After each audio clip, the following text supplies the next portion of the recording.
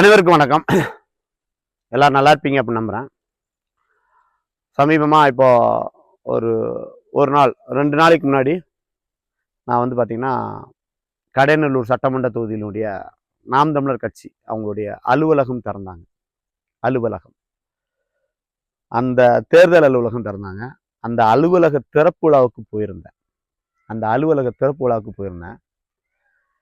அது உள்ள நுழைஞ்ச உடனே அவங்க அந்த சுவர்களில் ஒட்டி வச்சிருக்காங்க பாருங்க பதாகைகள். அந்த பதாகைகள் அதை நீங்களே கொஞ்சம் பாருங்க.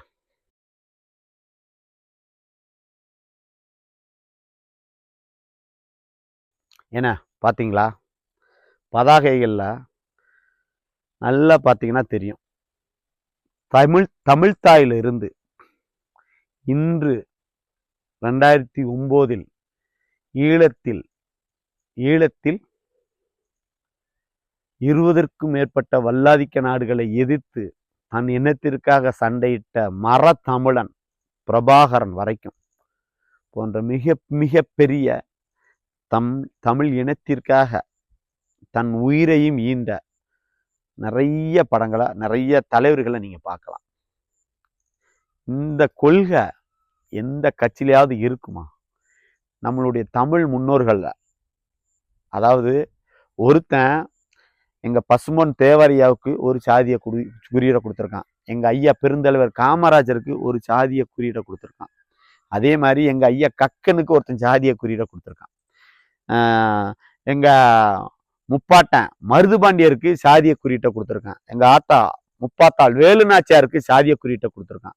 என் முப்பாட்டன் பூலித்தேவனுக்கு ஒரு சாதிய குறியீட்டை கொடுத்துருக்கான். என் முப்பாட்டன் அழகுமுத்துக்கொனுக்கு ஒரு சாதிய குறியீட்டை கொடுத்துருக்கான்.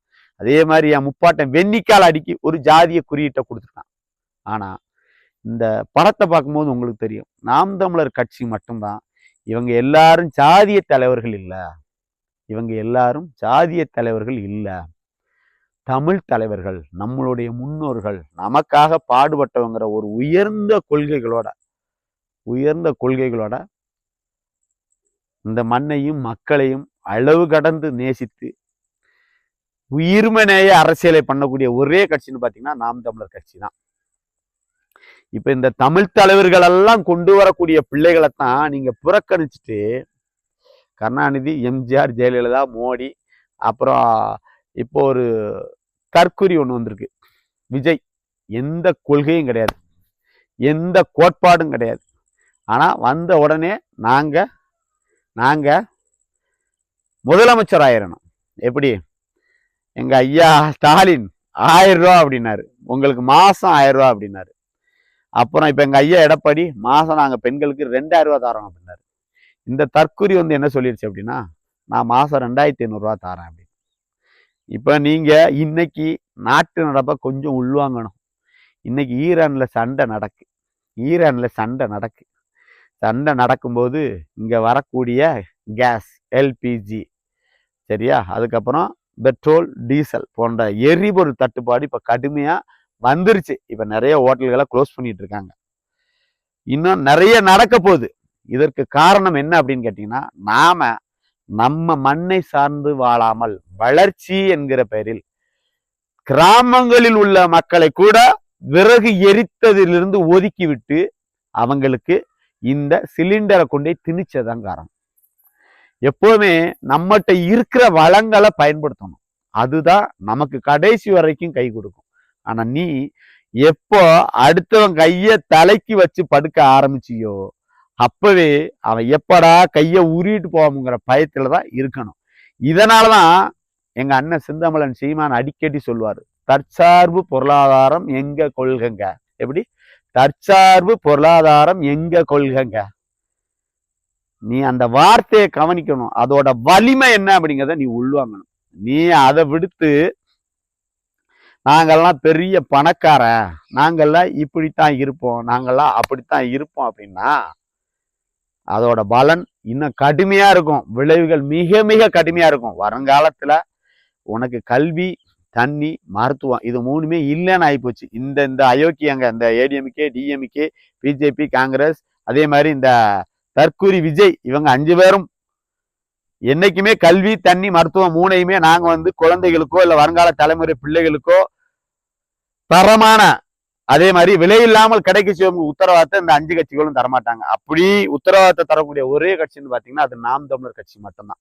இப்ப இந்த இடத்துல எந்த கொள்கையுமே இல்லாம ஒரு தற்கொலை கூட்டம் இந்த நாட்டை வந்த உடனே நாங்க ஆள போறோம்னு சொல்லும் போது, நாம் தமிழர் கட்சி ஒரு உயர்ந்த கொள்கையோட இந்த மண்ணையும் மக்களையும் நேசிக்கிற, மனித நேயமிக்க, உயிர்மை நேயமிக்க அரசியலை பண்ணக்கூடிய நாம் தமிழர் கட்சி ஏன் இந்த நாட்டை ஆளக்கூடாது? நீங்க ஏன் இன்னும் நாம் தமிழர் கட்சியை புறக்கணிக்கிறீங்க? அதாவது நாம் தமிழர் கட்சி என்பது தமிழர்களுக்கான கட்சி, தமிழர்களுக்கான கட்சி. இப்ப பக்கத்தில் உள்ள ஆந்திரால பாத்தீங்கன்னா தெலுங்கு தேசம்னு ஒரு கட்சி இருக்கு. தெலுங்கு தேசம்னு ஒரு கட்சி இருக்கு.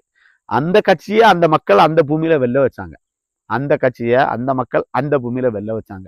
அதே மாதிரி குஜராத்தில நரேந்திர மோடி இருந்தாரு. அவர் குஜராத்தி.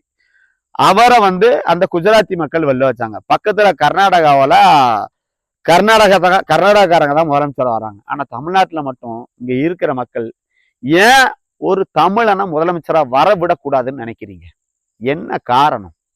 எதனால இப்படி பண்றீங்க? அதுக்கப்புறம் பாத்தீங்கன்னா இப்போ இந்த தொலைக்காட்சி இருக்குல்ல, குறிப்பா டிவி, நீங்க வீட்டுல டிவிகள்ல பாருங்களேன். தொலைக்காட்சியில பாத்தீங்கன்னா பாரதிய ஜனதா அதோடைய நிகழ்ச்சி வரும். அண்ணா திராவிட முன்னேற்ற கழகம், திராவிட முன்னேற்ற கழகம், அப்புறம் வந்து இந்த தற்குறி வெற்றி கழகம், தமிழக வெற்றி கழகம், இவங்க எல்லா நிகழ்ச்சிகளையும் இந்த டிவிக்கள் காட்டும். ஆனா நாம் தமிழர் கட்சி சீமான மட்டும் அவங்க நடத்துற நிகழ்ச்சிகளை மட்டும் எந்த ஒரு டிவியுமே காட்ட மாட்டேங்க. ஏன்னு யாராவது ஒருத்தர் சிந்திச்சிருப்பீங்களா? ஒருத்தர் ஏன் காட்ட மாட்டேங்காங்க? ஏன்னா இவங்க 5 பேரை தாண்டி கொள்கையில மாறுபட்டு நிக்கிற ஒரே கட்சி வந்து நாம் தமிழர் கட்சி தான். ஒருவேளை நாம் தமிழர் கட்சி இந்த மண்ணில் அதிகாரத்தை பிடித்து விட்டால் இவங்க 5 பேர்த்துக்கும் நீ வேலையே இல்லை அப்படிங்கிறது அவங்களுக்கே தெரியும். அதனால அவங்க 5 பேரும் கூட்டணி வச்சுக்கிட்டு, யாரு?